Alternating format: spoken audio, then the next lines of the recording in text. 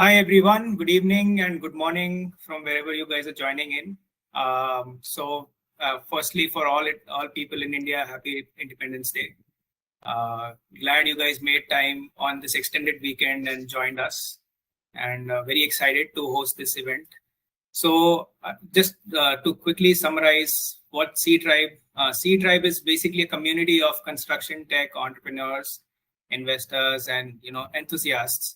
So we are trying to build an ecosystem for construction technology within India, and this is one of our initiatives to bring some of the experts in the industry and to talk about construction tech in India and adoption and experiences that they have.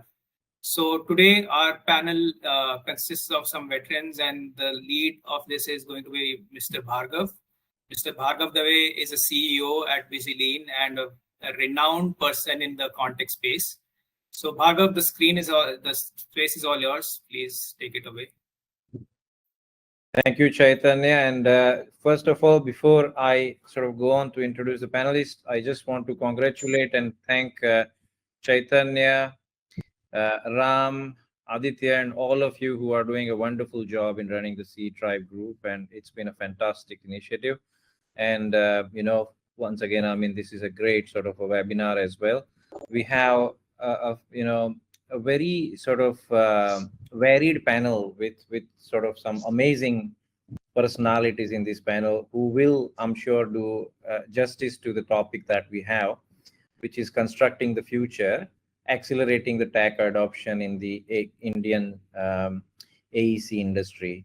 And as we know, sort of construction tech has been booming since sort of last 5 years or a decade. And at least in the global sort of construction tech scene. And now India is sort of not far behind. It seems that India is even accelerating in so many aspects. And the idea is that how can we actually leverage the knowledge that we have and what can we do? So the panel is sort of designed around that. We have, I'll start with Kalyan. So Kalyan is a veteran of this industry. He does not actually need any introduction, but I'm still going to introduce him. So he has worked practically his career in this sort of construction tech space, process improvement, lean construction, and he is the co-founder of and ex-CEO of Nadi Technologies, which he then went on to sell to Bentley Systems, where he is currently working. And Kalyan has sort of years of experience, decades of experience in this sort of space, especially when it comes to project management and digitalizing sort of this industry. Then we have Vivin. Vivin comes from a very sort of interesting background. A lot of you, I'm sure, would like to hear from him. So he is currently a VC at Zakua Ventures. Previously, he has worked with some amazing sort of firms such as Hilti and so on. And he has experience both sort of in Europe as well as in America and, of course, India. And I'm sure Zakua, and well, I know that Zakua is also sort of interested in sort of working here in India. So it'll be very interesting sort of to hear Vivin's sort of views on this topic. We have Raghu. Raghu has, again, sort of, he comes from a client organization. And again, we want to hear from them because we know that clients are very important to drive this sort of change forward in our industry. And Raghu has experience in both engineering and design, over 2 decades of it. And he's currently leading design in ITC, which is one of the largest sort of conglomerates in India. And he has a very important position there, leading change and leading digitalization. So welcome, Raghu, and thanks for joining us. And last but not the least, we have Vijay Bala. He's also a veteran in this industry, coming from a completely different dimension to all the others. He comes from a sales background. He has experience in the sort of Asia region as well as the Middle East region. He has worked for organizations such as Oracle, A-Site, SmartApp, and currently at Visilean, he's a colleague with me. And Vijay comes with, again, sort of very deep experience in sort of selling construction solutions in the market. And he can also shed light on what we can do to accelerate this sort of a process. So from a completely different perspective, once again. So with that said, we'll sort of set the tone.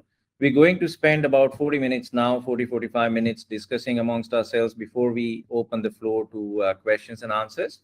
And I want to start with my first question. Just bear with me.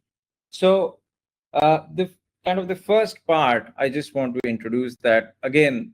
This space has seen a lot of activity, a lot of buzz since sort of last 5 years. Tremendous amount of excitement, even some M&A activities going on globally, and that's also sort of now translating to India. A lot of VCs are actually moving into this space, and again, a lot of startups sort of appearing in all sort of areas. So, with that said, I want to start. The first sort of set of questions are going to be around challenges. What challenges are we facing, especially when it comes to India?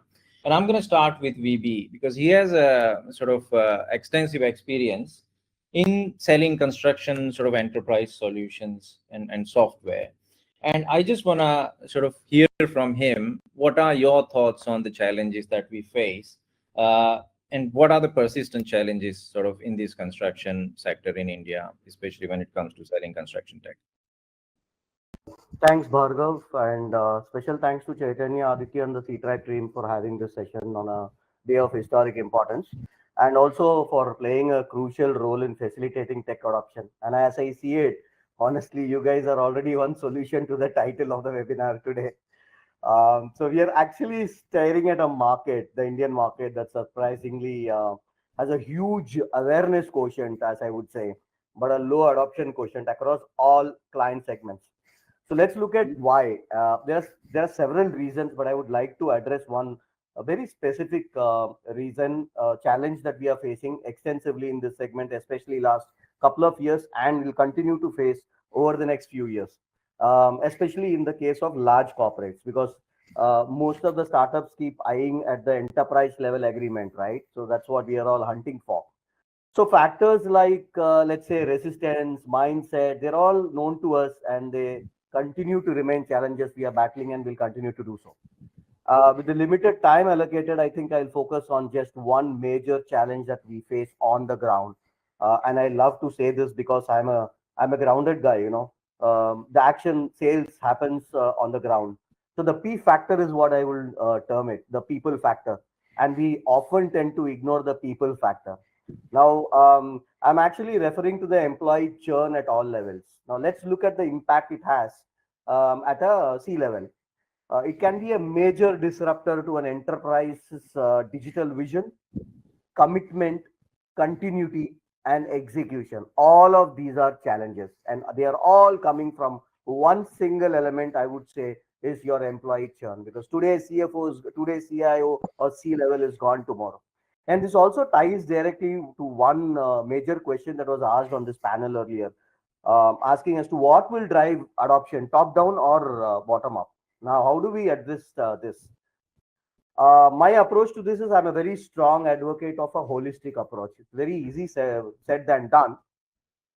The responsibility of driving adoption is not just lying with the management or the organization at a C level or the digital transformation officer, etc., but also with us as software vendors who are key stakeholders of the entire ecosystem, and maybe people like C Tribe.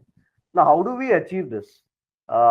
It's a very tricky thing. Now, I'm sure everyone focuses on simple things like keeping your solutions UI clean, neat, hand holding, support services, etc. But I think the key here lies in facilitating adoption even before the sale, right?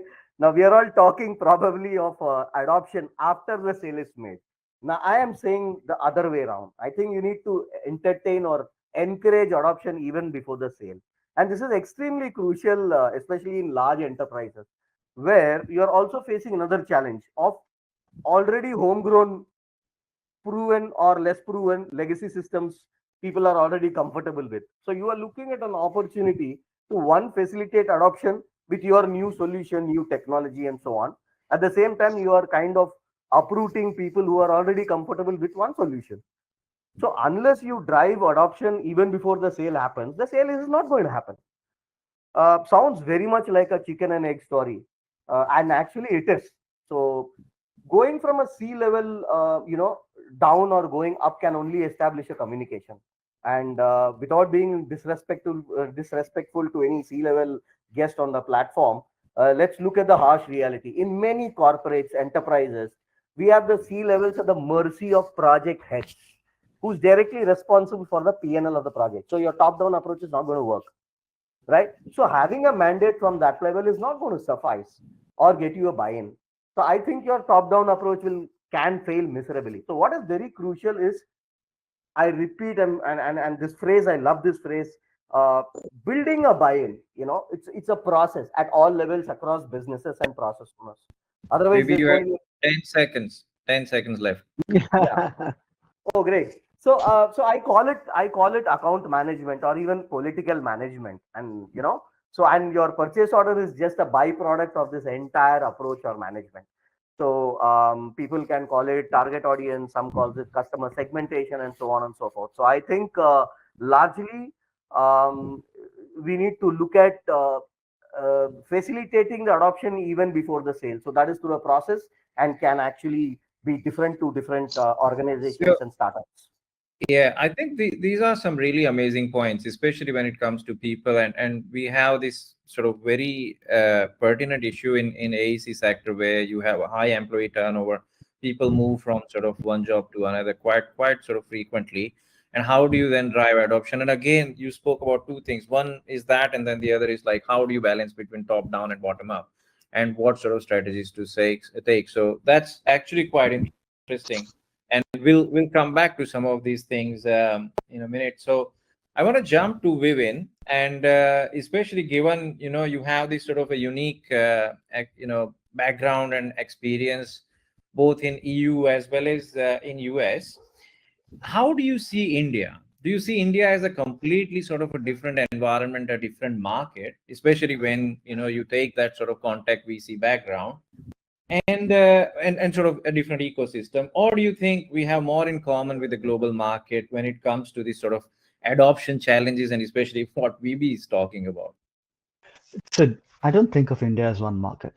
I think of India of a couple of distinct markets, because the way the some of the urban areas behave in India is very different from how the tier two or the rural areas behave in India. For example, if you take some of the largest players in India, like say Shobha and Tata and others, they have more in common with some of the international players than some of the smaller players. Whereas, and also a mid-sized US player probably is more dissimilar to the US, but a large player in US and large player in India would have a lot of commonalities, because the complexity is higher for these projects, the time sensitivity is higher for these projects, and they have the means to access global solutions. So the other day, someone was talking about a solution like OpenSpace. They will still be deployed in some of the large projects in India because they're aware of these solutions and the complexity merits it. So it's very important for us to identify the type of customer when we're going after it. What is different in India is the level of fragmentation. The level of fragmentation is probably much higher than some of the other markets as well, just because the volume and size of India is so large, right? That's the first thing.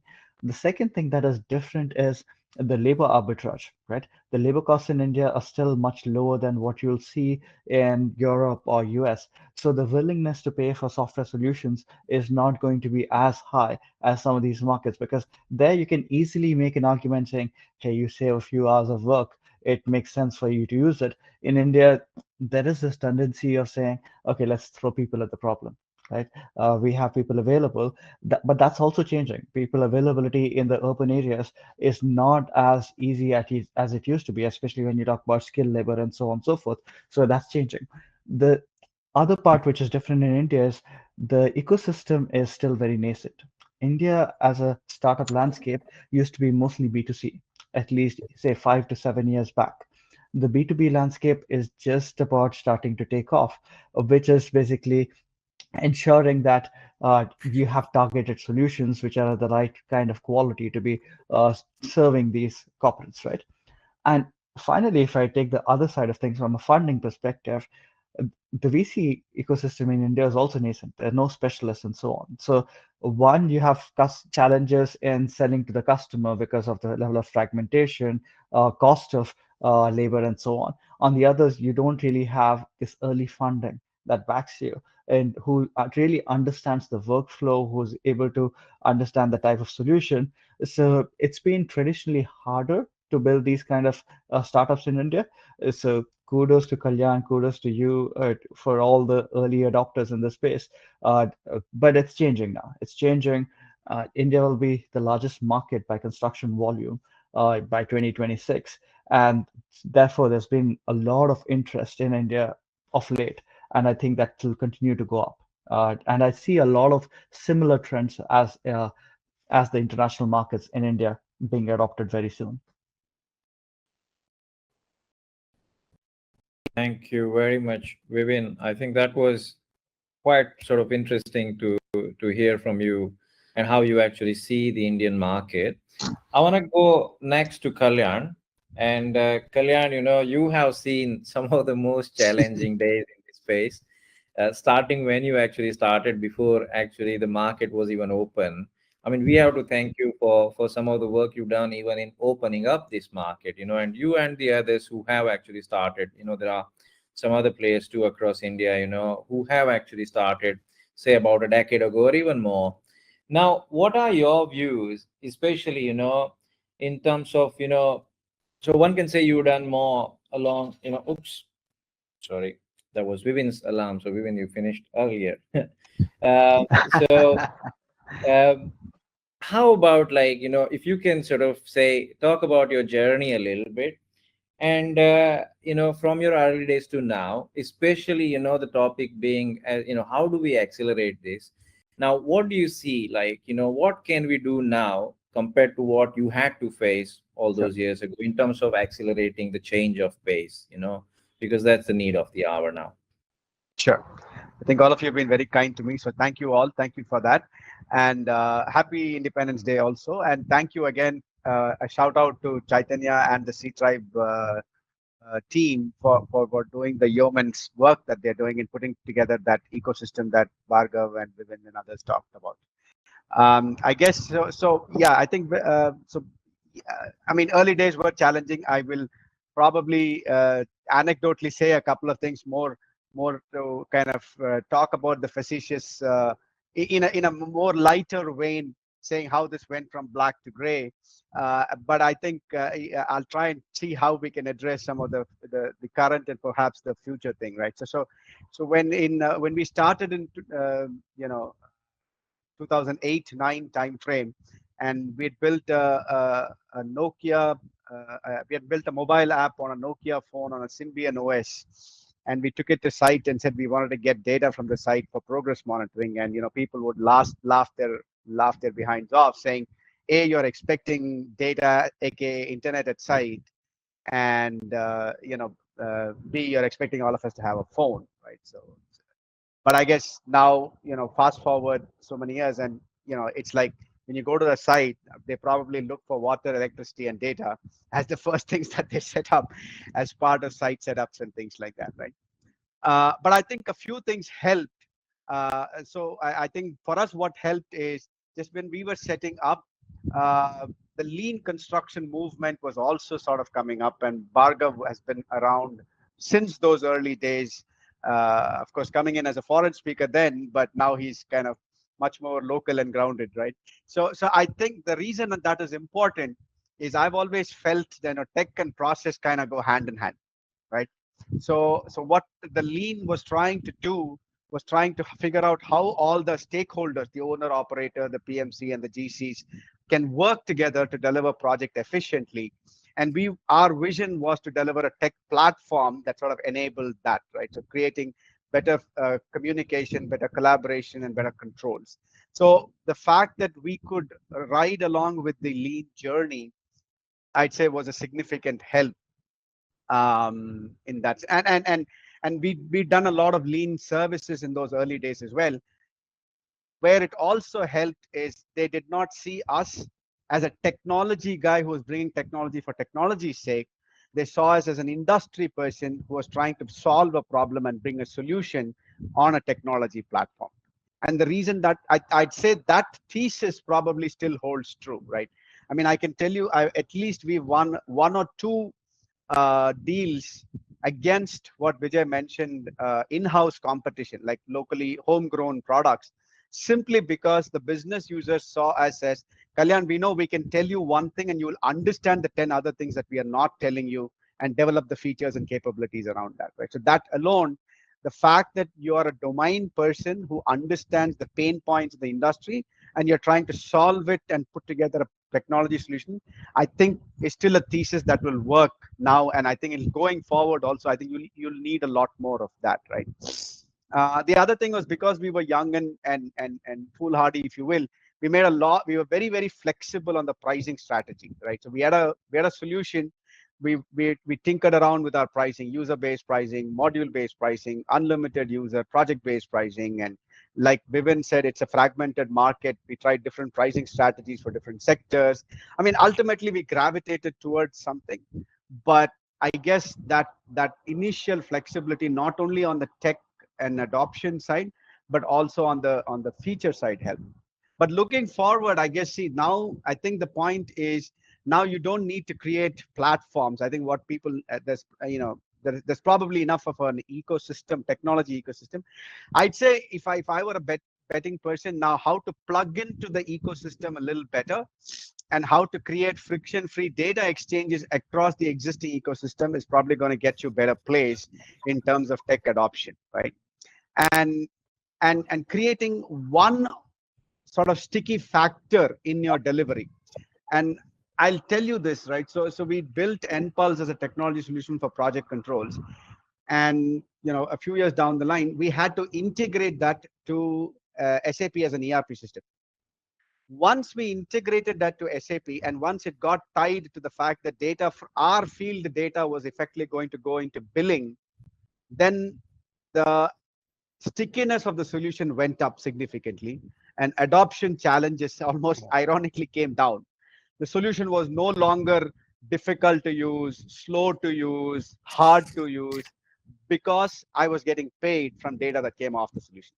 I'm not saying that's necessarily the one. You can come up with your own, in your own ecosystem that you are developing, your own tech platform that you're developing, find that one or two sticky factors. And that sticky factor, I think, will go a long way in help you develop adoption within and across, right? The other one that I mean, we took advantage of was, remember, so this was, NPulse was first launched in 2014 when the current government was kind of gung-ho about made in India. So we used to have a tagline saying made in India, made for the world, right? So we kind of rode the made in India wave a little bit from its early days. And I don't mean that in a bad way. So what I'm trying to say is, I think if you've developed a solution for this ecosystem, I'd almost venture, and Bhargav can probably, agree or disagree with me on this. It's probably easier to plug into the other ecosystems a little easier. And our own technology solutions get adopted better if you have not only an Indian marketplace for it, but also a Middle Eastern or a Southeast Asian or even a European marketplace for it. So if they know that some of the big players in Europe and Middle East are using it, then getting adoption in India becomes a little easier, right? The last thing I touch upon is, Vijay talked about the bottom-up thing, right? So a lot of things, what we did was we tried to plug into the academic ecosystem and see if our solution could be almost given away free. I mean, Autodesk almost pioneered this by saying they gave away AutoCAD free to the student community. And that's how they created almost educated or knowledgeable users that then came into it's a long play, but it creates that necessary adoption, right? I know Bhargav will talk a lot more about adoption later, but I guess those are my early thoughts on this, Bhargav. Yeah, no, thank you very much. And as usual, very useful, especially to the community we're talking to now. And last but not the least, Raghu, and this is really from your sort of experience as a client. And like I said in the beginning, clients play an important role in sort of enabling us and this ecosystem. We have seen that extensively in sort of Europe. We have seen that extensively in US, where some large clients have been driving this sort of adoption forward. You are now representing one of the largest sort of industrial players here who is taking this construction tech space, in an important way. So I want to hear your views about, like, what are your thoughts about like tech adoption in the industry coming from the client sort of background, and what are the examples of the initiatives that you've taken, especially within ITC, to take this forward? Over to you, Raghu. Maybe you can, Bhargav, you can go up to the next question, and I'll come back to this question to Raghu. So look, we'll continue the conversation. So Vivin, you spoke about like the sort of the strategy in terms of how does it compare with America or to US to then India and so on. What do you think about like the startup journey? What sort of from where you land your first customer to getting an enterprise deal, and especially like you mentioned in a nascent market like ours. Kalyan already sort of spoke about some of the challenges there and his experiences in opening up. But what are your thoughts, especially coming from US, where you have sort of played an important role in the context space as a VC as you are playing now? What do you think about India from that point of view? So in India, I think what's really important is having a solution which is customized uh, to the local market, right? Because the workflows in India are not exactly the same as some international markets. There are nuances that you need to be mindful of. The second thing that's very important is understanding what is the customer segment you're addressing, because your go-to-market will look different, your product will look different based on which segment you're targeting, or what is the size of customer you're targeting, sometimes even geographies you're looking at, right? For example, infrastructure is going to be different from commercial, is going to be different from residential. So being laser focused on who you're developing your product for is very, very important, because that has implications down the line. And then making sure that you're adding value to the customer that you're selling immediately is important, because it's more important to add value to the small niche of customers that you're selling to at this point, rather than to add a little bit of value to a wide set of customers. So you would rather go deeper than broader, because the customer who's paying you cares about the value that they get. They don't care about the value that 10 different people get, because you can't really sum up that value and charge them for that, right? And then get usage in your platform, right? Whether it's through pilots or freemium, like Vijay said, right? To get adoption even before you start selling, because that's how people get used to your software, and that is key to ramping this up. Uh, the one thing I would say when it goes to going from pilot to enterprise is you need to understand the culture of the organization. Some organizations work top down, some work bottom up. Some have complete independence to their projects, and their top down is completely useless, right?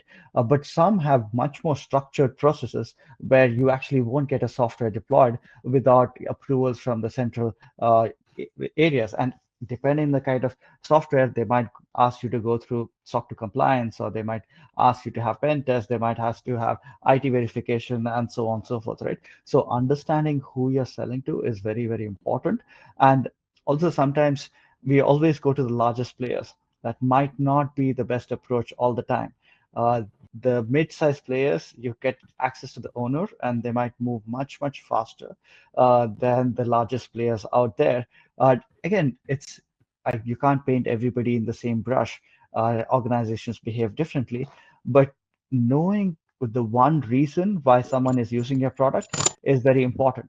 Because if you don't know what is the reason they're deploying it, then you're not able to build on that solution and build that differentiation. And people should be very clear about why your product is being used in the organization at that point in time. I think if you get all of this in place, then your products start getting entrenched. So for me, the journey starts with the product initially, starting with early go-to-market, then you have to think about your team and organization in terms of, okay, how are you setting it up? Do you have the right support system in place? Do you have the right customer service in place? So you need to start thinking about all of these aspects, and then eventually you start going much faster and raise funding and so on and so forth. That was as good as gold, Vivin, when it comes to advice to, young startups. Seriously, that was very useful, especially, some of the points you made. I was like, why are you giving all these secrets away? I'm just kidding. Given, and I fully agree, actually. Can't agree more about, we all gravitate towards addressing the largest sort of player in the market and, hey, let's go there. But sometimes you learn more, and maybe the journey is much faster with the mid-size segment because there is faster decision making there. So fantastic sort of feedback there. Raghu, we're gonna come back to you. Sorry, we I guess we lost you in the middle there, but we have a very important question for you. Raghu, you there, right? He's having some issue, I think. We've lost Raghu. Okay. We're gonna continue then, at least, and hopefully we'll get Raghu back in the system. So that sort of I had some sort of questions stored for Raghu. I'm gonna go to Kalyan now.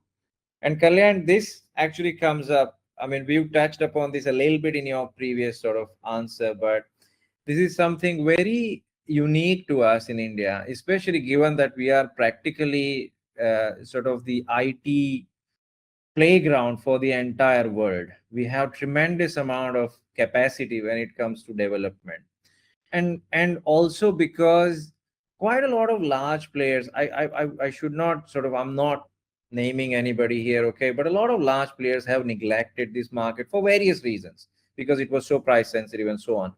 And as a result, most organizations, whether they are medium or large, or small sometimes, they've gravitated towards sort of developing their own solutions, in-house solutions.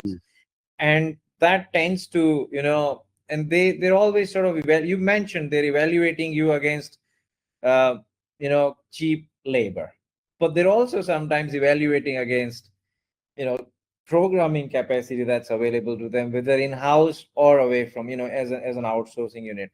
How do you fight that sort of a mindset? How do you sell in an environment where you sort of constantly evaluated against that? So, I mean, so things we used to tell them is, listen, you can hire a programmer and develop a mobile app. You can pay, it'll take you probably a couple of months and you can get exactly what you want. You can have it customized to the heel of how you want. But remember that the underlying OS of the mobile app will change. The phone versions will change. Not all your users will have the same phone. The middleware will change. The database versions will change. Windows will change. So as your underlying ecosystem changes, somebody is going to have to maintain that code. And code maintenance, continuing to develop and deliver features and enhancements as users evolve, projects change, organizations evolve, is going to be the biggest challenge. And people always think about software as that initial upfront cost, and that that long tail of maintenance is completely ignored. So you educate the decision makers of that, and that significantly tips in the favor of what you want. That's almost point number one. Point number two is, yes, you can develop an app or a solution that is completely tailored to the hilt to your business, but that's your business. Whereas what we bring to the table is an industry best in class, best of breed solution to a problem, which means we are bringing the knowledge, the experience of others in the market to you as well. So it helps you also learn and evolve your process through our experience, our expertise, our knowledge, and our technology, right? So that's a significant another benefit that you get by going with what I call as a COTS solution, right? So that's, I mean, that's it. Sometimes I know it's seen as a bad word, but I think that's the way we should go with it, right? I mean, so that's the thing, right? So because while you are competing with your in-house team for tech, what you're really competing with your end users is the reliability and speed and performance of things like WhatsApp or your Excel or whatever it is, right? So if you cannot, your in-house team cannot deliver that level of reliability, speed, and performance, it'll fall apart, right? I mean, I can tell you examples. So again, we said we'll not name names. So the large organizations who have tried to develop, their own in-house ERP systems and all that stuff. They'd come to us and say, Kalyan, our ERP team will take months to develop this. Can you please give me this, right? And you become there, because when it becomes business critical operational stuff, some level of nimbleness is required. And I think we bring that nimbleness to the table as well. And the last thing I'd say is the in-house tech team has no pressure, because their jobs are there, right? So they don't have any pressure to continuously improve and do. And I don't mean this in a bad way, right? So they're doing things in a. And for us, whereas whether it's a young startup or even a mature technology firm, survival becomes, so this is your bread and butter. So you need to keep constantly evolving with the customer, with the market, with the ecosystem. And I think all these factors, when you put together, I think buying technology is going to always be a cheaper ROI compared to building technology, right? I think this is. I mean, we've done some of these and shown this to customers as well, right? So, Raghu's back, I think. Raghu's back, Raghu, can yeah. you And at least yeah, you can thanks. wave your thumb, so at least we know you're visible. But you can say hello, Sure. and we can confirm your audio. Can you hear me? And I'm sure, as an owner operator, he'll have a point of view on this. So Yeah, thanks, so Kalyan, for that. And Raghu, welcome back. We're glad you could rejoin us. I'll go back to the original question because to me it's quite important. So I'll just give you a quick background to what I asked. Clients have been very important to this ecosystem, whether globally or now in India. I've seen personally like how clients, large clients can actually accelerate tech adoption. Whether they are public sector clients or private sector clients. I've seen personally like the likes of National Highways, both in Finland, in England, Network Rail, BAA, and in US, many other sort of examples like Sutter Health in the private sector. They have tremendously accelerated tech adoption and actually given birth to some of the solutions in the process as well. I've seen those sort of case studies firsthand. I want to hear your views coming from a large sort of a client in India. What sort of strategies you're adopting in terms of accelerate this sort of a change within your own sort of organization? So can you please share some ideas there? Thanks, Raghu. okay, great. Thank you for giving me the opportunity to talk. Coming from a client like ITC, which is not necessarily into the construction space, we are more like owners. We do a lot of internal infrastructure development. So for us, at a parent level organization, digital initiatives in every division, no matter what area or function they are, the digital initiatives are a priority. Sustainability is a priority. So how does digitization help us meet these goals was some of the thought process that we went through in the initial days. So for us, when we started this journey a few years back, we wanted to get into moving away from the traditional paper-based project to more digitized projects.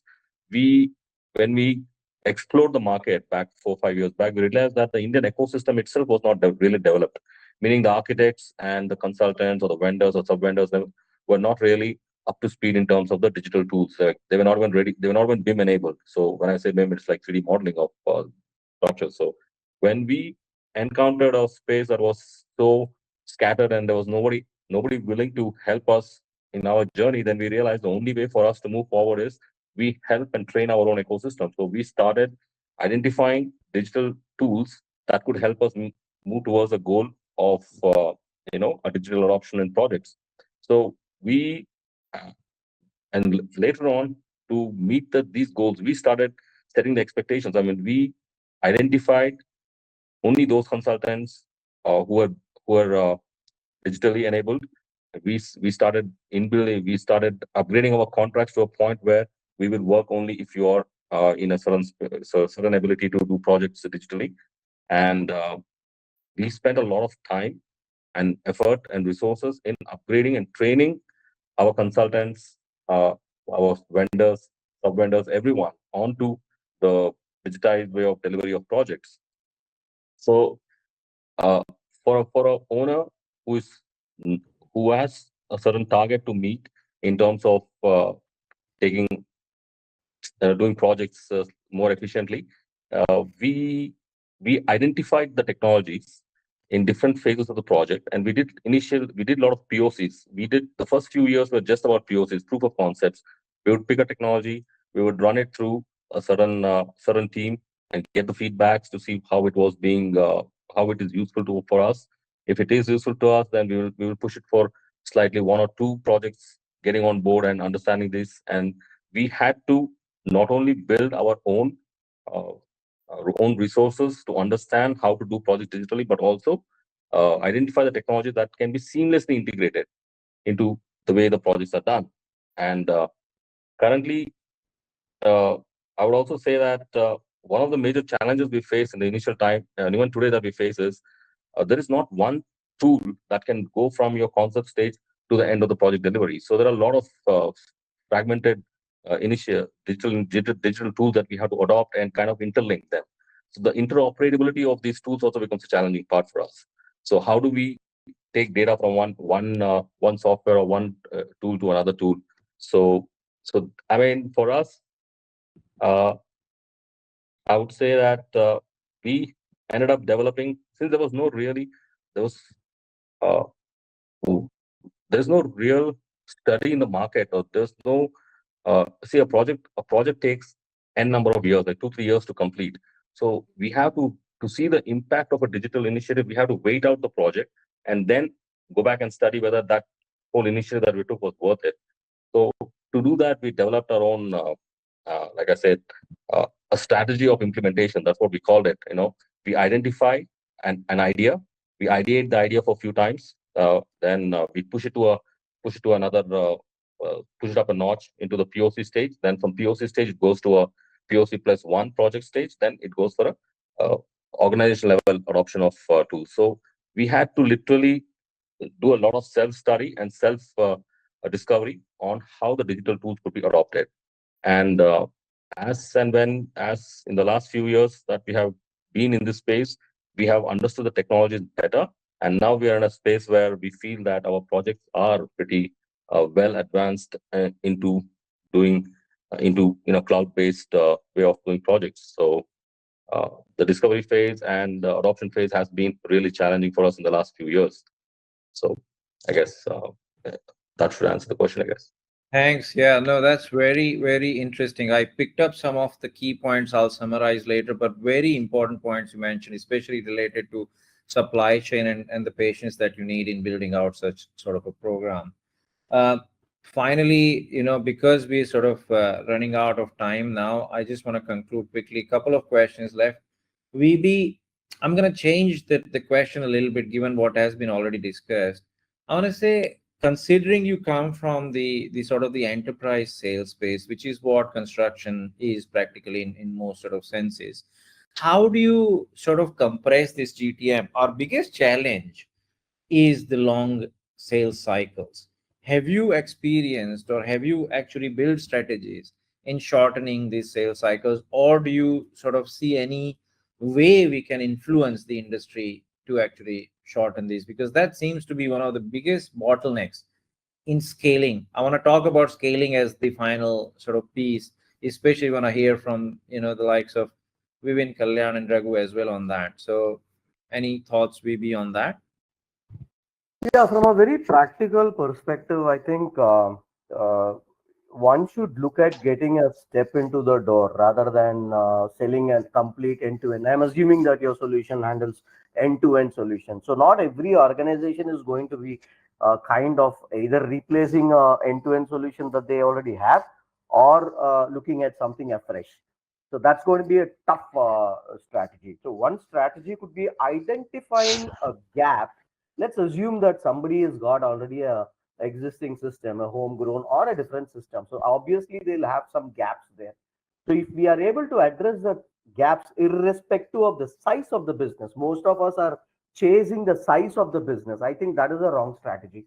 So once you are getting in, and let's say for ease of understanding, we are saying one small module or one process is what you're going to address. And that is the best of way to actually grow your business and eventually get into end to end. I'm actually facing this right now as we speak, right? The attempt was, eventually to replace a 10-year-old solution where there is a process owner. When you do that, there's going to be a backlash from the process owners. They build that sense of insecurity. So that is not going to take you anywhere. So I think you should always start small in these established enterprises and then grow your presence, eventually take over the entire end-to-end solution. And that's the only way. One reason is you Maybe end I'm up gonna have to. learning. Yeah. Maybe I think, but you covered a really important point there, and but I'm gonna have to stop you there because we're running out of time, and I just want to jump straight to Vivian here because he also brings a very important point. And Vivian, one thing I want to ask you here, and we have discussed this sort of offline before. Can we leapfrog? I mean, we've seen how India has leapfrogged on certain fronts in the past when it comes to, comms or in some sort of other, even B2C spaces where, Europe and US went through larger incubation periods and then, maturity and so on, whereas we actually leapfrog. Can we do the same in contact? Do you see that possibility here? What are your views on that? The short answer is yes, we can, right? Especially in certain areas. For example, if you look at the amount of BIM services work that's done in India, and no other geography can replicate that. So a lot of our solutions are actually automating some of the BIM workflows. So when it comes to generative AI, when it comes to design automation, I think India has a unique opportunity in being able to leapfrog a lot of other solutions that exist in the space. That said, leapfrogging happens when there's actually other mature solutions that are there already at a certain level, right? The spaces where we've leapfrogged, for example, fintech or things like telecom and so on and so forth, other markets were already in generation 3 or 4, and we just went from 1 to 3 or 4 because there's something to aspire to, something to look to, and you automatically short circuited the process, right? In construction tech, it's not clear yet on what the generation 3 or 4 looks like. So leapfrogging and getting to that stage is non-trivial. Uh, it's possible in certain areas like BIM because India has so much experience in this space, but it's not clear on the timeline for this.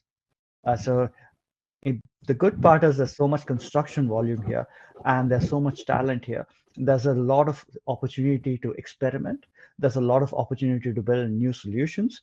And AI is developing so quickly right now that the learning curves will be much, much faster. So I do see a possibility to leapfrog a lot of stuff that's happened. So the way we think about this trajectory, right?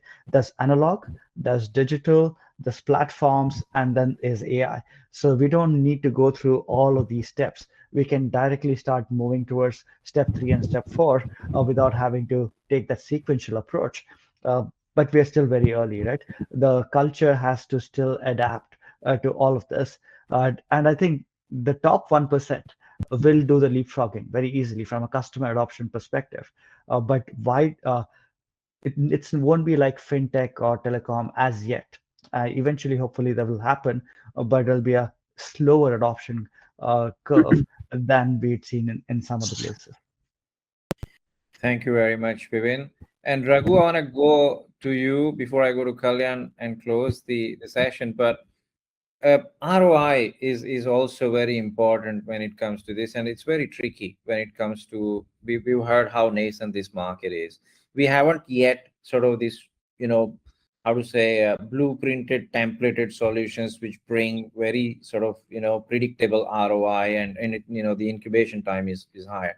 How do you sort of build a case internally and potentially externally in terms of building such sort of, or taking in some solutions which haven't yet this proven ROI? What do you think about that?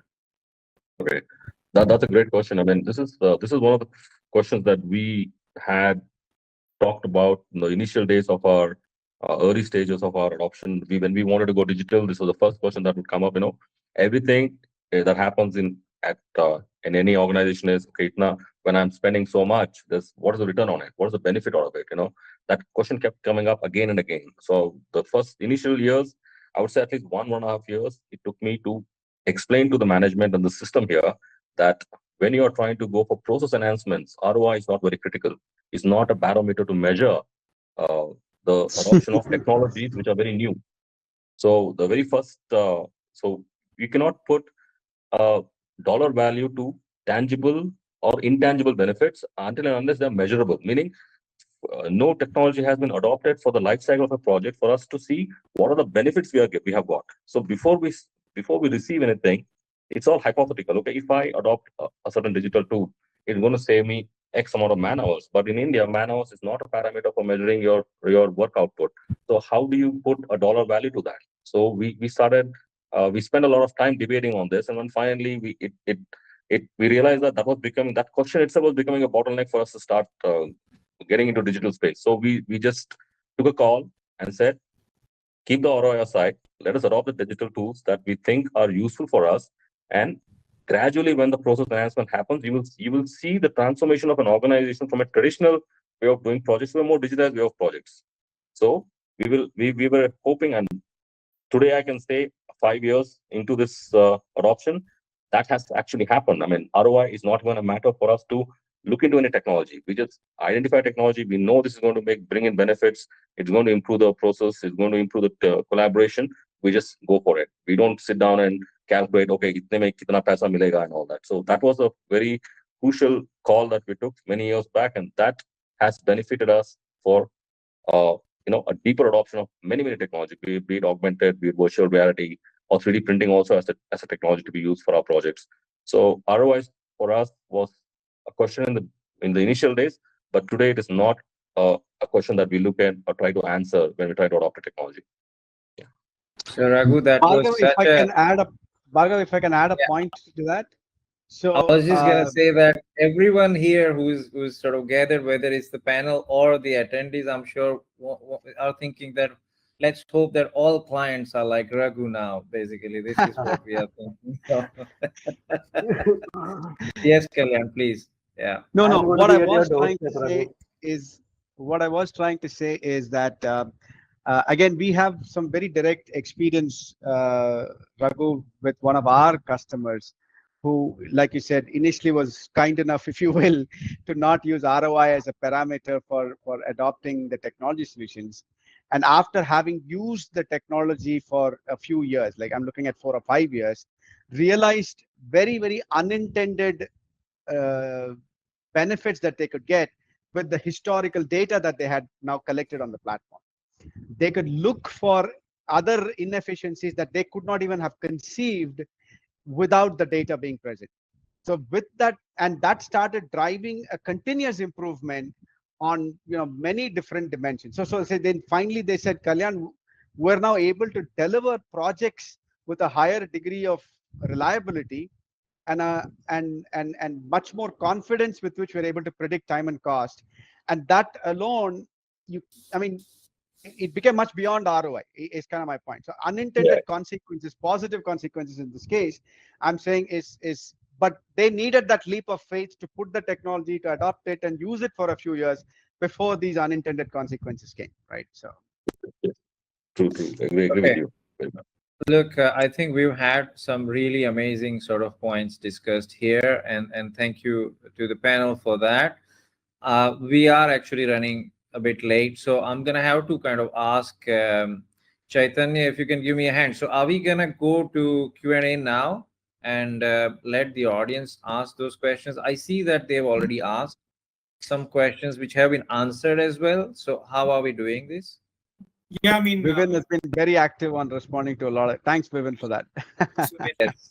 Yeah. So Bhargav, I did highlight a few questions. Again, if you want to ask any other panelists' opinion as well, so you can pick 1 or 2 questions. I think that's all the time that we might have. Again, whoever is here, if your questions doesn't get answered, please feel free to reach us out, and we can connect you with whoever you want to talk to, and that way you get your questions answered as well. Thank you. Thanks, Aditya. I was going through questions, and since I'm the moderator, I'm going to be partial. and not impartial. Sorry, I'm just because there is one question, and I'm gonna throw it to Kalyan.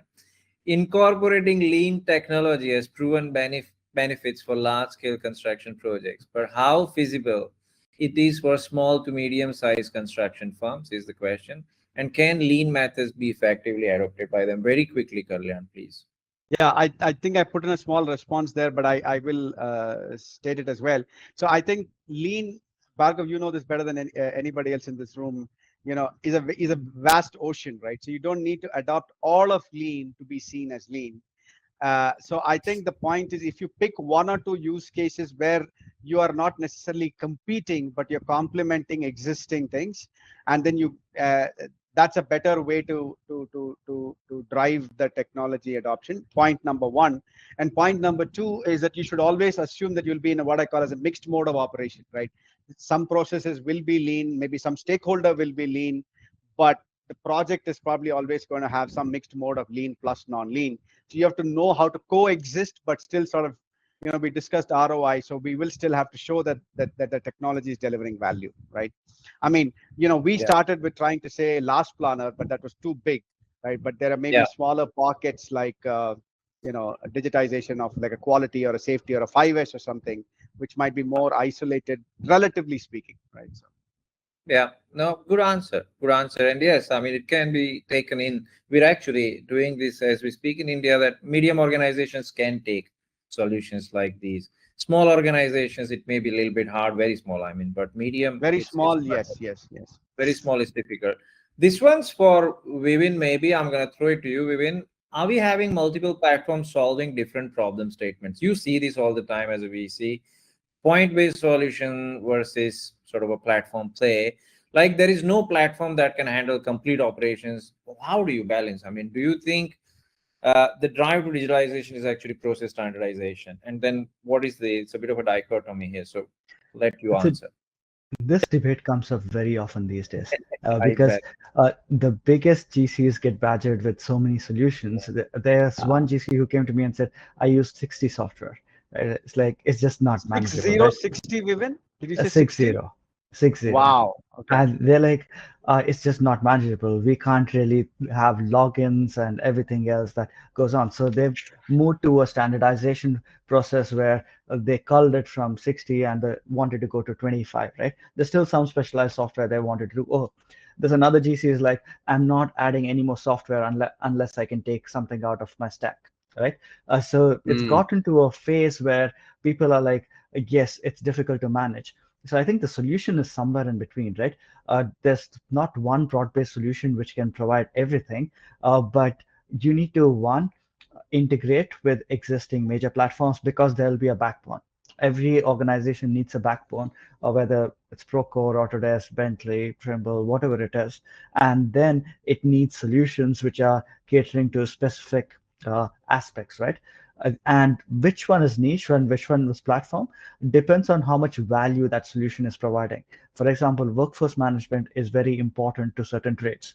Here, they're willing to have a specialized software because that's adding tangible value to what they're doing, right? Scheduling is sometimes important enough for people to add specific solutions to. So you need to say what is the level of value this is adding. Otherwise, if the likes of Procore brings a solution which is like 80% as good as the niche solution, they will likely go with that because it just is easier from an adoption and usage perspective. And it's kind of free because it's a feature on a larger platform. You don't really have to pay for it, right? So that is where it is landing. It's not going to be one or the other completely, but somewhere in between. But for startups, it's very important to make sure adoption is easy, right? Break down all the barriers when it comes to these players, and single sign-on integrations, things like that are important to think about. Very much. I think that was very good answer. I'm going to throw this to Raghu. And again, please, very quickly, how far, and this is coming from a different angle, but still, because you're a client, you would understand this. How far any new government regulations or a nudge from a client like you or a collective set of clients would accelerate adoption of prop tech or Contech? At least when it comes to AEC space or architectural space, I think our nudge from companies like us may not be that beneficial. The simple reason being, it matters more when companies like NNT or those companies start talking digital and try to push for policy changes. But for companies like us, we don't have a big say, I would feel. So Okay. I'll park one more question maybe later if we can, but yeah, but that's a good answer. And VB, this one's for you. In construction, the procurement process is one of the most fragmented across all verticals. What's the biggest problem they face? You know this, and you probably answered a little bit as well. Procuring the software or procuring. What is your question? Yeah, I guess it's a two-phase question for you and for them. I think it's for both sides. I guess what problem they face and what problem you face. Maybe you can answer both if you want. I think the gap between the business owners or the process owners and the procurement. Procurement always looks at costs, right? Especially when you're talking of, let's say, an L1, you land up being an L1, L2, and L3. So they are not able to differentiate the solutions. So there's always a gap there. So but the process owners might probably prefer an L2 or an L3.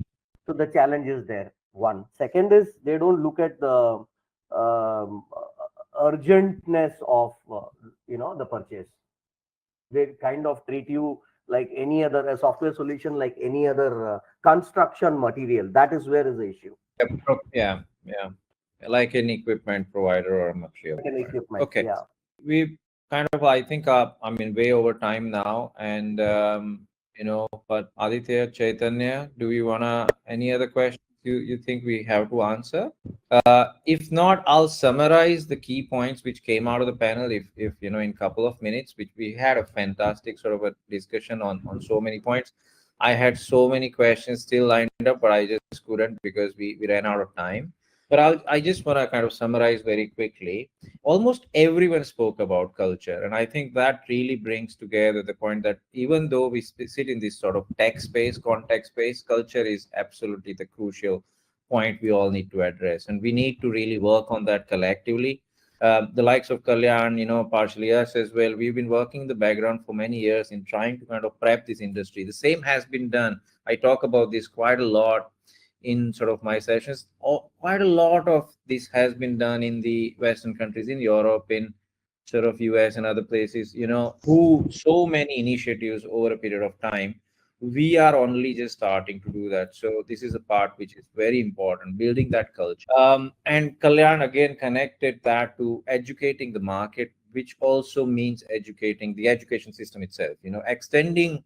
So whatever you do, if you can extend this, if you can connect this with academia and then bring students on board, you're then sort of preparing the next generation in adopting not just your solution, maybe others as well, because they start to kind of have that mindset. So that again sort of is connected very deeply to the cultural aspect.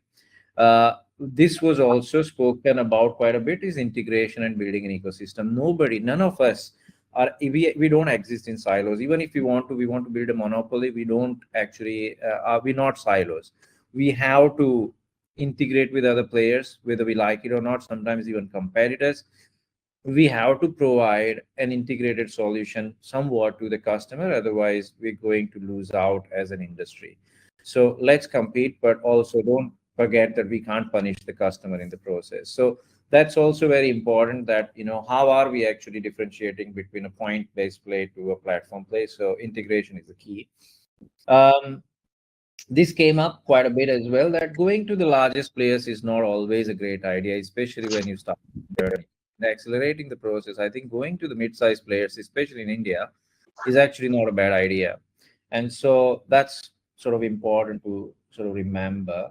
And then Vivin said, why are they using the product? Always remember that. And I actually like that part, because that's key. That's like, because we may have built the product with something in mind, but why are they using it? Are we asking that question? Hey, why are you using my product?